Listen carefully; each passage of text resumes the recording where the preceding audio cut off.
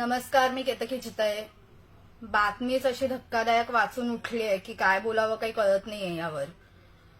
म्हणजे ज्या लोकांनी तुम्हाला मतही दिलं नाही त्याला स्ट्रेंथन करायला, त्याचं बळकटीकरण करण्यासाठी तुम्ही त्यांना 10 कोटी रुपये देताय. तुम्ही बधीर आहात की तुम्ही आम्हाला बधीर करून सोडणार आहात? मी नेहमी म्हणत होते की लोकसभामध्ये तर कोणाला मत द्यायचं हे ठरलेलं आहे, त्यात काही प्रश्नच नव्हता. कारण सेंटर मला माझा प्रधानमंत्री कोण हवाय हे बघून मत दिलेलं होतं. पण विधानसभेत कोणता झेंडा घेऊ हाती हा प्रश्न पडणार आहे हे मी आधी पूर्वीपासून बोलत होते, सुरुवातीपासून हे मी बोलत होते. पण आता तर तुम्ही माझं मत अगदी ठाम करूनच सोडलेलं आहे.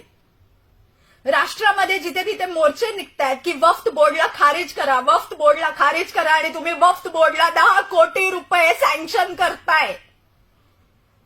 आधीच 3 तिगाडी गव्हर्नमेंट आहे तुमचं. ठरवलंय काय की तुम्हाला तुमच्या बाजूला हिंदूही नकोय हेही ठरवलंयत का तुम्ही?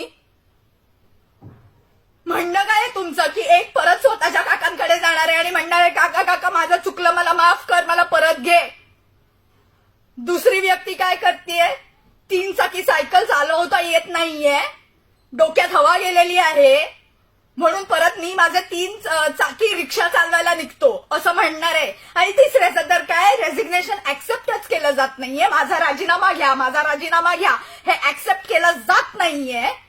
म्हणून ह्या पद्धतीने तुम्ही राजीनामा सोडा. तुम्ही दरिद्रीपणा करणार आहात का?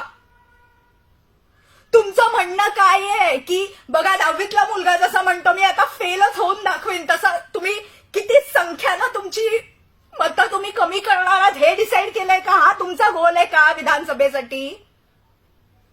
म्हणणं काय आहे तुमचं नेमकं? स्पष्ट क्लिअर कट सांगून टाका हे काय आहे. वक्फ बोर्डला आम्ही अपील करण्यासाठी, त्यांच्या बळकटीकरण करण्यासाठी आम्ही पैसा देतोय म्हणजे काय आहे? वक्फ बोर्ड उद्या हिंदूंची आतापर्यंत इतकी जमीन ऑलरेडी खाऊन बसलेलं आहे. बरं, वक्फ बोर्ड तुमच्या घरी उद्या आला, म्हणाला की हे मी जे बघतायत त्यांना सांगतेय की आपल्याकडे आला वक्फ बोर्ड मधली माणसं आणि म्हणाली की ही जमीन आमची आहे, तुमची नाहीये, तर आपण बोंबा मारत रस्त्यावरती फिरू. कारण वक्फ बोर्डचा डिसिजन हा हायकोर्ट किंवा सुप्रीम कोर्टमध्ये चालत नाही. धन्य हो त्या बॅकसीट ड्रायव्हर मातेचं व सोनियाजी गांधींचं, ज्यांनी वक्फ बोर्डला ही परमिशन दिलेली आहे की जे काय घडेल ते वक्फ बोर्डच्या म्हणजे त्यांची जी काय समिती आहे तिकडेच रिझल्ट आणि तिकडेच आर्ग्युमेंट ऐकली जाईल. आणि ह्याचमुळे हिंदूंचे अतिशय कितीतरी कोटी एकर जागा हडपल्यात यांनी की दुसरे हायेस्ट लँड ओनर्स आहेत वक्फ बोर्ड. सर्वात पहिलं थँकफुली गव्हर्नमेंट ऑफ इंडिया आहे आणि दुसरं वक्फ बोर्ड आहे ज्याच्याकडे सर्वात जास्त जमीन आहे. ह्यांना रद्द केलंच पाहिजे. आणि तुम्ही त्यांना 10 कोटी रुपये देताय, सँक्शन करताय त्यांना. अरे निर्लज्ज माणसांनो, थोडा तरी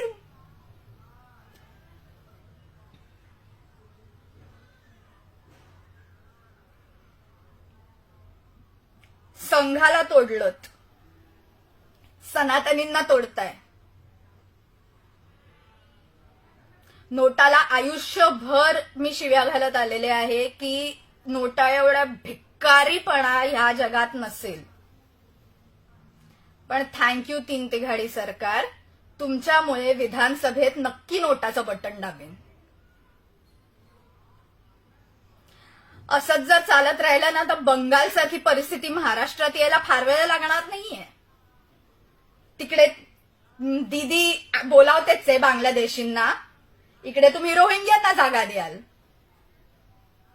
ऑलरेडी मानखुर्द अख्खं बांगलादेशी मुसलमानांनी भरलेलं आहेच, तुम्ही रोहिंग्यांनाही आणून आमच्या डोक्यावर बसवा. आता सगळीकडे देऊनच टाका ना, मुसलमान राष्ट्र म्हणून डिक्लेअर करूनच टाका ना एकदाच. कशाला तुम्ही का महाराष्ट्र छत्रपती शिवाजी महाराजांचा महाराष्ट्र कशाला बोंबा मारताय? खरं ते बोलून टाका ना. औरंगजेबाचा महाराष्ट्र तुम्हाला करून टाका. कशाला थांबलायत? कोणाची वाट बघताय? तुम्हाला छत्रपती संभाजीनगर नकोय ना? तुम्हाला औरंगाबादच हवंय ना? महाराष्ट्राचं नावच बदलून टाका ना. इतकी सोपी गोष्ट आहे.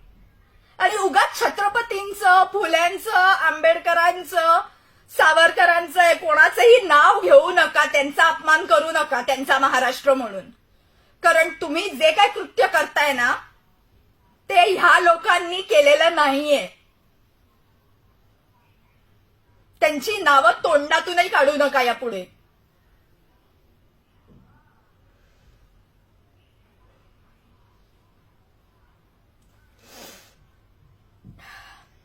जय हिंद, वंदे मातरम, भारत माता की जय.